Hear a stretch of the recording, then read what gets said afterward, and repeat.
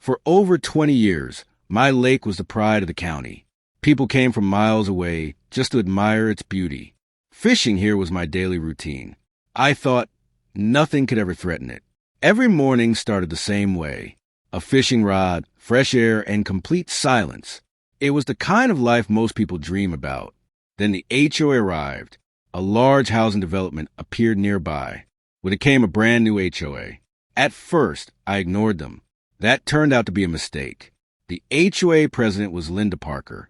She hated that my private lake wasn't under HOA control. To her, every piece of land needed their approval. Mine was the exception. One afternoon, she came to see me. She demanded access rights to my lake. I refused immediately. That answer made her furious. Soon the letters started arriving. Violation notices, complaints, threats disguised as regulations. The problem was simple. I wasn't part of the HOA. Their rules meant absolutely nothing on my property. That only made them angrier. Behind closed doors, they started planning. They couldn't control me legally, so they searched for another way, a much darker way. One night, something happened at the lake. Something nobody noticed at first. The water looked normal, but it wasn't. The next morning changed everything. Fish floated lifeless across the shoreline. The water had turned sickly green. My lake was dying. I refused to believe this happened naturally. Something felt wrong.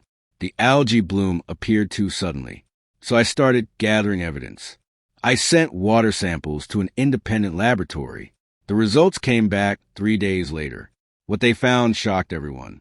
The contamination was man-made. The report confirmed chemical contamination. Someone had intentionally polluted the lake. This wasn't an accident. It was sabotage. Then I checked my security cameras. Most nights showed nothing unusual, but one recording stood out. A vehicle appeared near the lake after midnight. The footage wasn't perfect, but it captured enough details.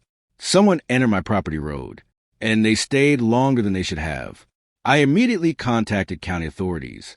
Environmental investigators arrived within days. They took their own samples and opened a formal investigation. The investigators worked carefully. Every sample was documented. Every dead fish was counted. The evidence was growing fast. Meanwhile, Linda acted completely innocent. She told residents the lake problem wasn't their concern. She claimed nature was responsible. Many people believed her. What nobody realized was something important. The HOA community depended on local water reserves. Those reserves were connected to the same watershed, and contamination can travel. Experts began studying the area's water system.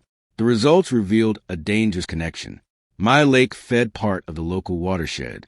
The HOA's water supply wasn't isolated. Soon officials held an emergency meeting. Residents were finally informed of the risk.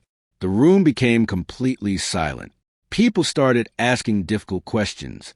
For the first time, Linda looked nervous. Residents demanded explanations.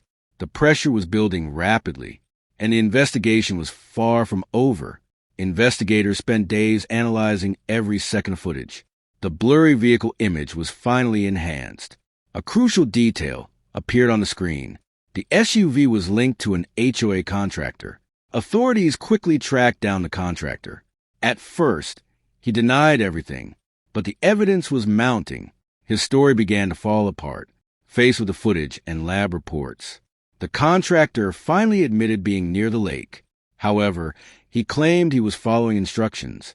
That statement changed everything. The investigation expanded immediately. Officials began reviewing payments and contracts. Emails, invoices, and records were collected. A clear pattern soon emerged. News of the contamination spread quickly. Local media started covering the story. Residents wanted answers. The county wanted accountability. Every evening, the story dominated local headlines. The dying lake became impossible to ignore. Public pressure increased daily. Officials accelerated their investigation. Homeowners were furious. Many had purchased homes because of the nearby lake. Now property values were at risk. The HOA board faced intense criticism. Experts delivered another warning. If contamination continued spreading, the local watershed could be damaged for years. Everyone understood the seriousness. For weeks, Linda had acted confident. Now she looked increasingly concerned. Legal notices were arriving regularly. The situation was slipping out of her control. Then came the turning point. Investigators arrived at HOA headquarters with warrants. Records were seized for review. The truth was finally getting closer to the surface.